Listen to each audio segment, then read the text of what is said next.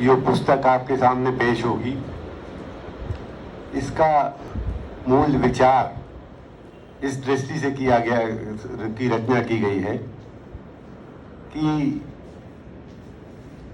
भोपाल के बारे में एक संक्षिप्त इतिहास, एक पॉकेट बुक का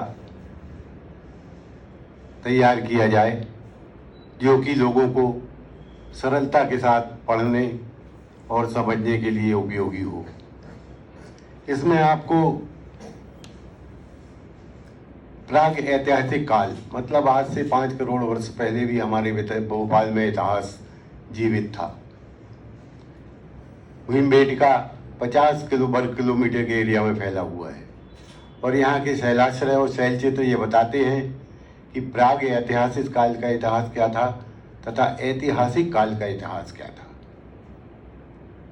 भोपाल से प्राग ऐतिहासिक और ऐतिहासिक काल के बाद महाजनपद, जो ऐतिहासिक काल का सबसे पुराना काल है, महाजनपद काल, उसका भी इतिहास संलग्न है।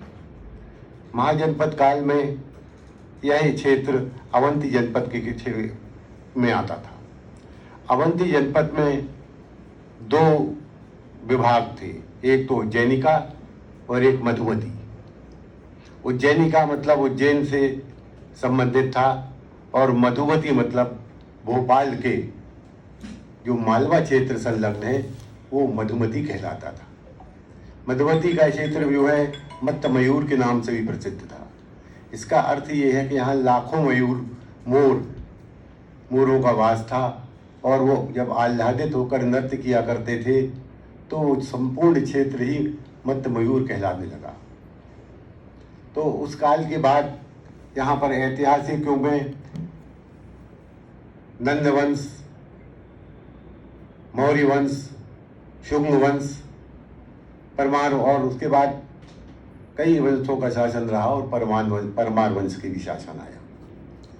परमार वंश के शासन के बाद यहाँ पर मुगलों का शासन आया, गोणों का शासन आया। गोणों की रानी कमलापति के बारे में आपको बहुत कुछ ज्ञात है ही।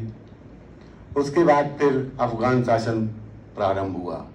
अफगान शासन जो है वो दोस्त मोहम्मद से प्रारंभ हुआ। दोस्त मोहम्मद के पुत्र यार मोहम्मद हुए।